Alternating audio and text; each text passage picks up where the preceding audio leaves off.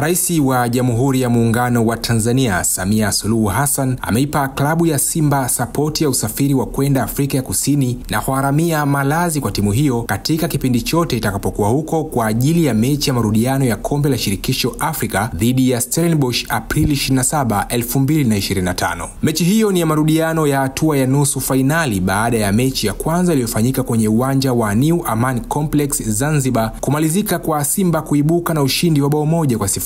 Mwenyekiti wa bodi ya wakurugenzi ya Simba Mohamed Dewji amethibitisha Rais Samia kutoa sapoti hiyo huku akitoa shukran za klabu hiyo. Kwa niaba ya klabu ya Simba, napenda kutoa shukran za dhati kwa Rais wa Jamhuri ya Muungano wa Tanzania Samia Suluhu Hassan kwa kuiwezesha klabu yetu kushiriki mashindano ya kimataifa. Tumepokea kwa moyo wa shukran mchango wa malazi na usafiri kwa ajili ya mchezo wa marudiano wa nusu fainali ya Kombe la Shirikisho Afrika dhidi ya Stellenbosch. Klabu ya Simba inatambua na kuthamini kwa dhati juhudi za Rais Samia katika kuimarisha sekta ya michezo hapa nchini, hususan mpira wa miguu. Amemaliza kwa kusema hivyo Dewji. Klabu ya Simba itashuka dimbani Aprili 27 mwaka huu ikitaka kuandika historia mpya baada ya kuishia hatua ya robo fainali ya michuano ya CAF kwa zaidi ya miaka 4 mfululizo. Usiache kusubscribe, kushare, kulike na kucomment ili uwe wa kwanza kupata taarifa mbalimbali kutokea hapa Tanzania Web Updates.